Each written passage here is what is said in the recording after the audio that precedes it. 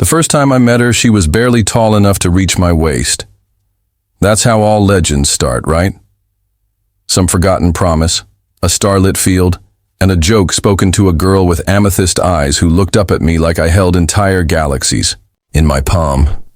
I didn't think it meant anything then. I was 19, brash, a junior interstellar mechanic from Earth posted on the fringes of the galactic concord, where wars had long ended and peace was traded like spice. My squad had docked at Valar 7, a mostly diplomatic moon orbiting a rich mining world. That's where I met her, Kailara Vashar, daughter of a prominent matriarchal family, cloaked in nobility, but burdened by ceremonial exile due to her mixed heritage. She followed me everywhere, a curious kid trailing behind our outpost like a determined moonshadow. I fixed her mother's envoy skiff, and she gave me hand-picked crystals and alien candies in return. "I'll marry you someday," she chirped in broken Terran standard. I laughed. "Yeah? All right. If you still feel the same in 18 years, come find me." And then I left. That was nearly 2 decades ago, until tonight. I opened my door on Earth's rain-slicked evening, wondering who the hell would be buzzing past midnight. My security system had gone strangely dark. Then I saw her, 7 feet tall, eyes glowing like twin moons, clad in ceremonial gold armor that pulsed with bioenergy. Kailara, all grown up. And she remembered.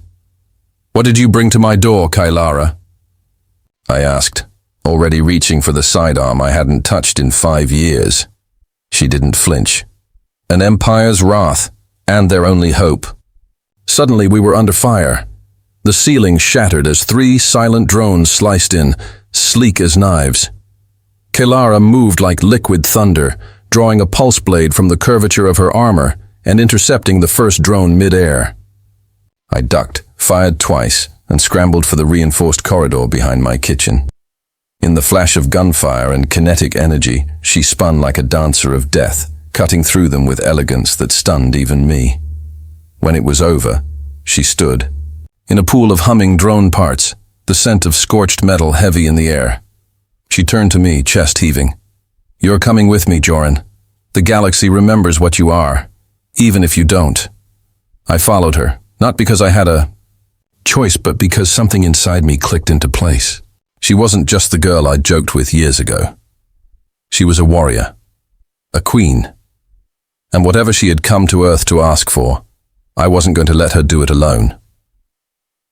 We found refuge on Orpheon 9, a gravity-warped jungle moon hidden deep in the fractured belt. It wasn't on any official star charts, just a name whispered by deserters and smugglers as a ghost world. Half of it was overgrown ruins, the other half barely habitable. Perfect for starting over. With the help of Pox, who miraculously survived the Slag Point blast, we set up a makeshift outpost in the skeletal remains of a fallen orbital tower. Pox brought others, rogue mechanics, cybernetics, ex-soldiers who'd grown tired of orders, people like us. Zareth called them Freebloods. A new clan, not one you're born into, one you choose. The weeks passed in a blur of rebuilding and pain. Zareth healed slowly, her ribs knitting back with the help of regrowth patches. I trained daily with the stolen Aver blade she gifted me, learned Gorvani combat stances and pressure point strikes.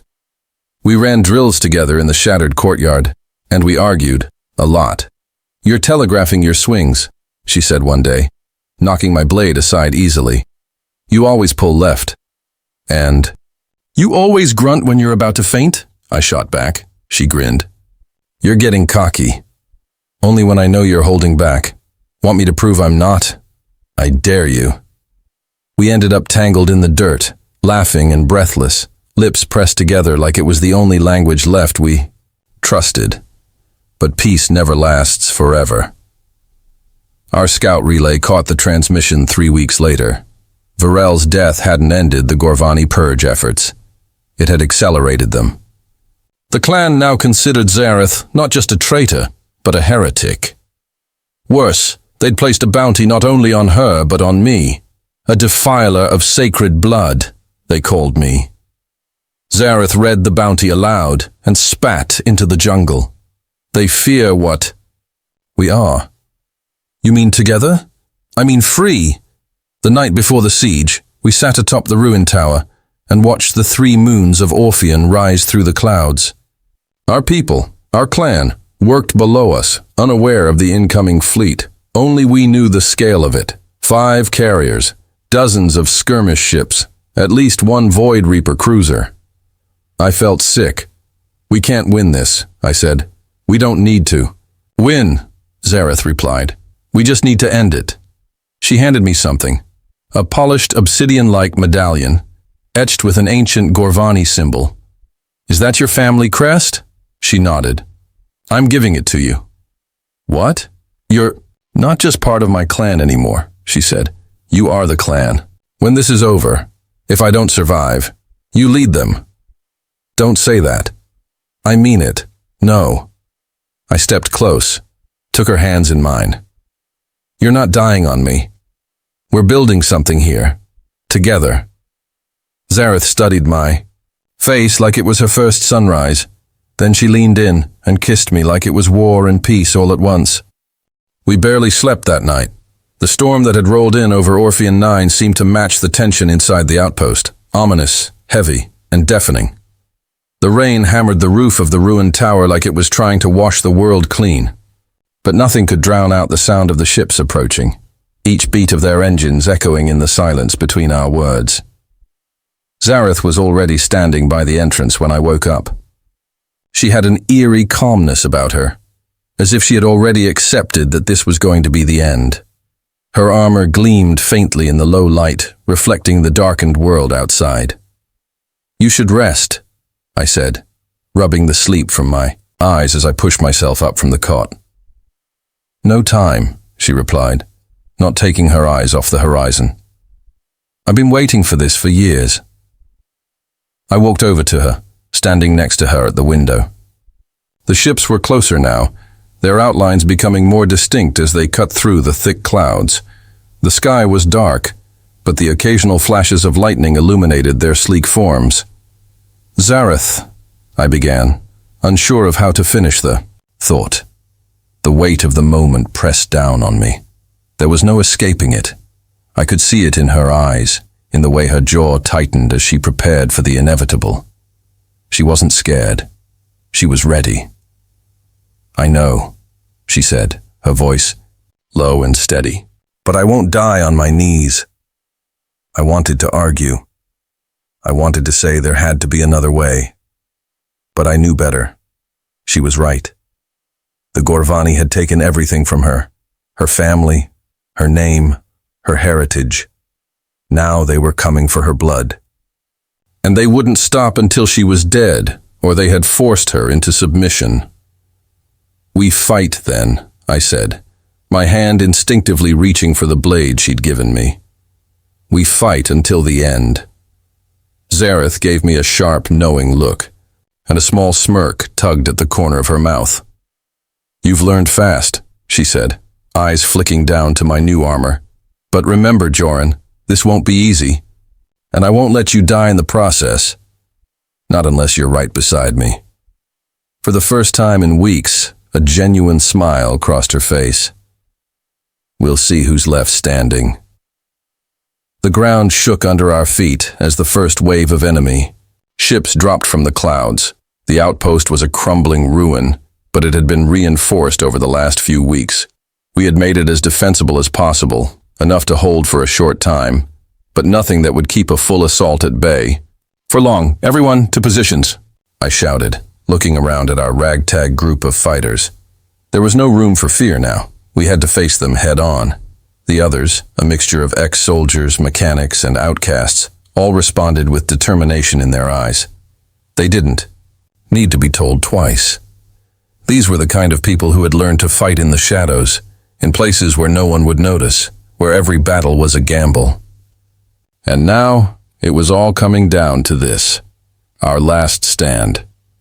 Joran, Zareth said, her hand gripping mine for a moment. Stay close.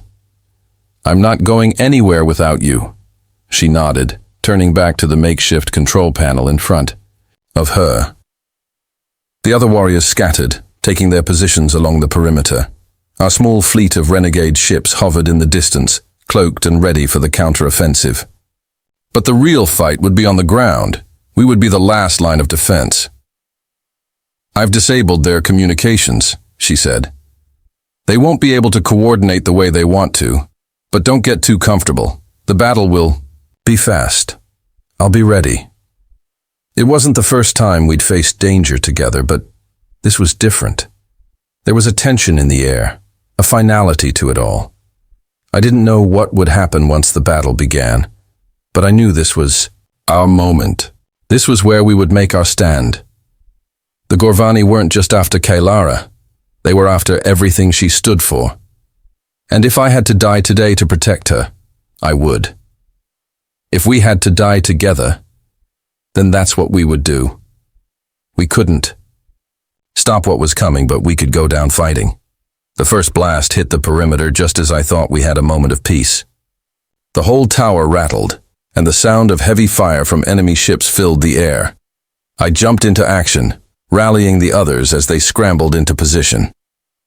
Zareth was already at the command center, preparing the weapon systems with cool precision. Her mind never stopped working, always calculating the next step, always thinking ahead. The rain intensified, mingling with the sparks of plasma fire and the crackle of energy weapons. We were outnumbered. The Gorvani were relentless, and they were coming at us full force. But we had something they didn't: unity, a cause, a reason to keep fighting, and that's exactly what we did. Zareth and I moved in tandem, our movements synchronized as if we had trained for this moment for years. She took the high ground, covering me as I cut through the ranks of the enemy forces with the energy blade she'd given me. Each strike was a calculated, deliberate movement, no wasted effort. We fought our way through the chaos, side by side, unstoppable in our pursuit. But even as we advanced, I could feel the tide turning. We were winning small victories, but the numbers were still against us. We reached the heart of the battlefield, where the Gorvani command center had set up, and that's when the real battle began. I could see the fear in their eyes, but it was too late for them. Zareth and I were a force to be reckoned with, and we made sure they knew it. "You'll never win, Joran," one of them shouted, a malevolent grin twisting his face. "The Gorvani will never fall." I turned to him, a smirk forming on my face. "You're already defeated." And with that, we plunged into the final confrontation. The dust and debris from the battle hung thick in the air, masking the starlit sky above. We had pushed the Gorvani back for now, but the cost was already evident. The outpost we had so painstakingly fortified was now a ruin, the walls breached, the air filled with the unmistakable scent of burnt metal and scorched earth. But we weren't finished yet, not by a long shot. I wiped the sweat and dirt from my brow as I surveyed the battlefield. We had gained some ground, but the Gorvani weren't done yet. More reinforcements were on the way, and I could feel the weight of that knowledge in the pit of my stomach. Zareth moved beside me, her eyes scanning the horizon as her pulse blade hummed softly in her grip. Despite the blood and carnage around us, there was a quiet confidence in her posture, an unshakable resolve that only seemed to grow stronger the closer we got to the final confrontation. "They'll come for us, Joran," she said, her voice low and steady. "They'll throw everything they have left at us." I nodded, tightening my grip on the energy sword. It had become an extension of me, and I had become an extension of it. We fought as one, our movements, our thoughts, our instincts all aligned. It was the only way we could survive this. "They won't get away with this," I muttered, more to myself than to her. She glanced at me, her lips curving into a faint, almost wistful smile. "You've always been the idealist." "Someone has to be," I shot back, stepping forward. "And right now, that someone is me." Her smile faded, and her eyes narrowed as she turned her gaze back to the battlefield. The first wave of Gorvani reinforcements appeared over the ridge. 3 skirmish ships, followed by a massive cruiser. The Gorvani were bringing out the heavy artillery. "We need to stop that cruiser before it reaches the core," Zareth said, her tone grim. We don't have much time. I looked to the others, my fellow warriors, rallying behind us. Despite the odds, they were ready. There was no turning back now. Not after all we'd fought for. We've trained for this, I said, my voice strong, though my heart was pounding in my chest. We push them back now, for good. Zareth glanced at me, her gaze lingering for a moment longer than usual. There was something unspoken between us, a weight that had been growing since that first kiss. But now wasn't the time to dwell on it. We had a job to do. The Gorvani ships were closing in, their energy shields flashing as they descended upon us with terrifying speed. I could see the chaos that was about to unfold. Explosions, gunfire, and the inevitable clash of steel and plasma. Then the sky opened up. An explosion of energy erupted from the direction of the Gorvani cruiser, shaking the very foundation of our position. I instinctively ducked, pulling Zareth down with me as a shockwave of force sent debris flying through the air. We've got incoming, someone shouted from behind us. Move, now! We scrambled to our feet, and without hesitation, Zareth and I sprinted toward the assault. The Gorvani had underestimated us before, assuming we were nothing more than a ragtag group of misfits. But now, with our backs against the wall, we were more dangerous than ever. I charged forward, cutting down enemies left and right with the energy sword in my hand. Zareth was right beside me, her combat blade slicing through the Gorvani with brutal efficiency. We moved like one, a blur of deadly motion, each step bringing us closer to the heart of the Gorvani forces. But just as we thought we were gaining the upper hand, the sky darkened once more. The cruiser's cannons fired again, this time with greater intensity. The blast hit our flank, sending the entire perimeter into chaos. We were forced to retreat into the jungle, where the foliage provided some cover. "Get to the secondary outpost," Zareth shouted over the noise. "We can hold them there." I nodded, pushing through the thick underbrush, my heart racing.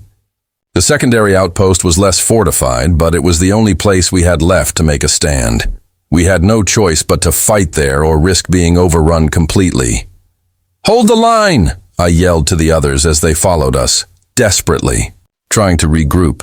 But as we neared the outpost, something caught my eye. An unfamiliar silhouette emerging from the jungle, moving with terrifying speed. I had no idea who or what it was. "Zareth, look out!" I shouted. She turned just in time to see the towering figure of a Gorvani warlord, a creature as tall as Kelara herself, charging at us with a massive blade raised above its head. It was a force of nature, an unstoppable juggernaut. Zareth didn't hesitate. She lunged at the warlord, her blade cutting through the air, but the warlord deflected it effortlessly, sending her sprawling back with a heavy blow. "No!" I shouted, rushing forward. The warlord turned its eyes on me, and I knew I had only moments to react. But I wasn't going to let Zareth fall, not now, not after everything we'd been through. I gritted my teeth, holding my sword steady as I charged. My heart was pounding, adrenaline surging through my veins. The warlord swung down, but I was faster. I dodged, sliding beneath the blade and driving my energy sword into the warlord's side. It howled in pain, stumbling back, but it wasn't finished yet.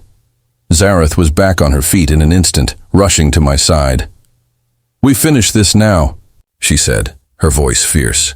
Together we fought like a force of nature, the warlord falling beneath our combined strength. It wasn't easy. It wasn't pretty, but it was enough. As the warlord crumpled to the ground, I turned to Zareth, panting. Covered in blood and sweat, we did it. She smiled, but there was no joy in her eyes. "The fight's not over, Joran." I knew she was right. There was still much to do. But in that moment, as the battle raged on around us, I felt something shift deep inside. I wasn't fighting for just anyone anymore. I was fighting for her. The fires of war had dulled to embers, but the smoke still lingered over the shattered jungle. Blackened trees creaked and groaned as the last echoes of battle drifted off into a silence that felt too heavy to be peace. We had won. Somehow. The Gorvani cruiser lay broken in the valley below, its remains a smoking carcass of twisted alloy and sparking power cores. Zareth and I stood at the edge of the ruins, overlooking what was once a forward command base, and now little more than scorched earth. Around us, the survivors moved like ghosts, quiet, exhausted, battered. Medics tended to the wounded under makeshift shelters, and engineers tried to scavenge what little tech remained. There was no cheering, no celebration, just the dull, tired movements of people who had given everything and were still expected to keep going. Zareth's breathing was shallow, her arm in a splint, her armor scorched. I had burns across my ribs and a dislocated shoulder, but I didn't feel the pain anymore. Only the cold void that came when adrenaline faded. "It's done," I murmured, more to myself than to her. She didn't answer right away. Her golden eyes were on the sky, where stars now pierced the thinning smoke. The same stars that had looked down on us the night we met in that crashed pod, her blood on my hands, her voice so defiant despite her wounds. "I didn't think we'd make it," she said finally. "Not really. Not both of us." "You almost didn't," I said, jaw clenched. "That warlord nearly—" She turned sharply. "But you were there." I froze, the weight of those 4 words hitting harder than anything the Gorvani had thrown at me. She looked at me with something I hadn't seen in her eyes before. Not defiance, not pride, not duty. Hope. "I thought I could keep you at a distance," she said quietly. "That it would be easier, simpler. But when you were fighting beside me, when I saw you willing to die for people who didn't even belong to your species—" "I'm not fighting for people anymore," I said, stepping closer. "I'm fighting for someone, for you." She exhaled, shaky, as if she'd been holding her breath since the battle began. "I don't know what this is," she whispered. "I don't know if we're compatible, or if your planet has laws, or if mine will execute me for choosing you. But when that warlord knocked me down and I thought it was over, the only thing I wanted in the world was to hear your voice one last time." I reached out, gently brushing a smear of ash from her cheek. "Then I guess it's a good thing I—" "Talk too much," she let out a laugh, a real one, even if it was hoarse and raw. "I still owe you a vow," she said suddenly. "A what?" She straightened, despite the pain in her side. "My people, we make battle vows. After combat, after blood. It's a sacred promise. A declaration not just of gratitude, but of allegiance, of heart."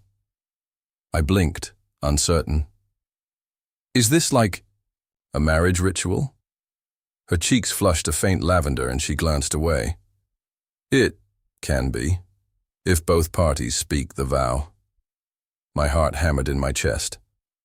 We were still surrounded by medics, by the wounded, by the moaning cries of survivors and the smoldering wreckage of a war just ended. And yet, this moment felt more real than anything else. "Then speak it," I said. "And I'll speak it. Back." She looked at me, really looked at me. Then knelt on one knee despite the wound that made her grimace. "I vow this under starlight and ash. You held me when I bled, stood by me when I faltered, fought with me when all others fled. By blade and blood and breath, I am yours." I swallowed hard. "I vow this under starlight and ash," I echoed, kneeling across from her. "You taught me what it meant to stand, to fight, to care beyond my own. You showed me fire, and you gave me purpose. By blade and blood and breath, I am yours." The wind stirred around us as if the planet itself had heard. No one else spoke. Even the medics nearby had stopped to watch. Then she leaned forward and kissed me, unafraid, unguarded, raw. Her lips were cracked and tasted of smoke and iron, but I kissed her back just the same. Not as a soldier, not as a human, as hers. When we pulled apart, her forehead resting against mine, she whispered, "You're mine now, human." "Always was," I whispered back. A long silence followed before she added with the faintest smile, "Though, for the record, I still outrank you." I grinned. "Guess I'll just have to learn to take orders." She snorted softly, then looked down the hill toward the ravaged cruiser and the long road ahead. "There's still more fighting to come," she said. "More worlds to free. My people still don't trust yours." "Then let's make them," I said. "Together." She stood, and I stood with her. We weren't perfect. We weren't even supposed to be allies, much less whatever we had become. But we had faced death, faced war, and in the end, we had chosen each other. A scarred, 10-foot alien warrior with molten eyes, and a stubborn human with a broken past, and a future he never saw coming.